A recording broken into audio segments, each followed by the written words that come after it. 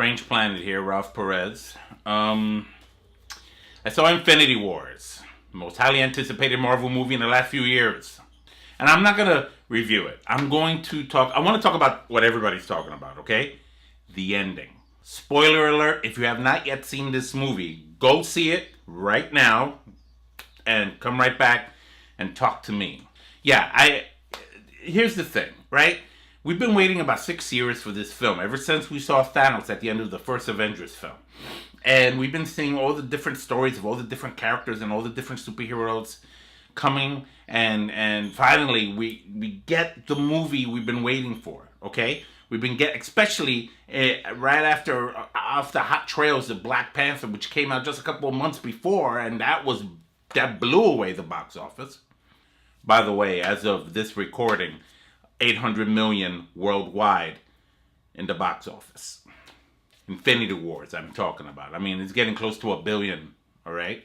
Huge, huge. But let's talk about the ending, shall we? We saw Thanos win. He won.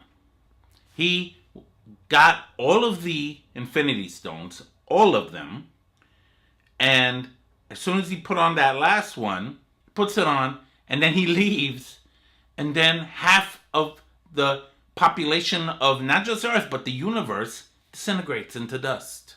We saw Groot die. We saw Star-Lord die. We saw Black Panther die. That hit. You know that hit hard. I mean, it was just so bad. We kept on seeing all these people, and then, broke my heart, Peter Parker. Spider-Man. Spider-Man died. That broke my heart. I was like, no, not him. Doctor Strange. Doctor Strange is one of my most favorites in this whole cinematic universe. And even he dissolved. But I'll get back to that in a bit. Then in the post-credit scene, we saw Samuel L. Jackson, Nick Fury, and his partner. I forgot her name. I always forget names. They turned to dust too. But as you noticed, it's happening all over the world. Helicopters are crashing, cars are crashing, planes are falling out of the sky. Reminds me of that Rapture thing. You know what I'm talking about, the Left Behind series from back in the 90s. Let me tell you, it was heartbreaking to see all of this go down. And even though we saw the symbol of Captain Marvel show up on Nick Fury's little beeper thingy as it fell on the ground and stuff, and we know where that's going.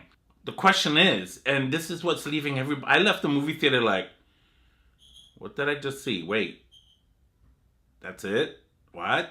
I felt heavy-hearted. It was like a cliffhanger, heavy heart. That's the best way I can describe it. I didn't know how to, process this for a while. I was like, dang, man, I left the house. Now I want to go see Fear the Walking Dead at home because it was a Sunday. And I was like, dang, I can't get this out of my head. Okay, Avengers 4 is coming out in a year, okay? So my guess is that they're already filming. They're already doing it. So my guess is that, okay, they're going to come back. Something has to be up with that. And here's my theory. Ready for my theory? Here we go. This isn't actually unique. I think a lot of people are already theorizing this. I think it lies with something that Doctor Strange told Iron Man. He told him that out of all the 2 million ways this is going to end, we're only going to win in one way. Giving up the Time Stone to Thanos to save Iron Man's life. In reality, Doctor Strange was actually, knowingly, he knew this, was actually creating that one time. So we're going to win this. We're going to win this, folks. How are we going to win this? I have no idea. But I know it has to do with Doctor Strange and his prediction. Remember, his buddy, okay, Wong, is still around. If you don't see somebody go turn to dust, and they didn't turn to dust, he's still around, I bet.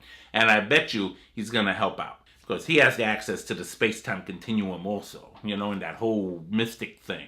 Now, where does Captain Marvel fall into this? I don't know how she's going to fall into this. I just know that they're going to obviously have that movie come out sometime this year before Avengers 4. And then we're going to see this gel in.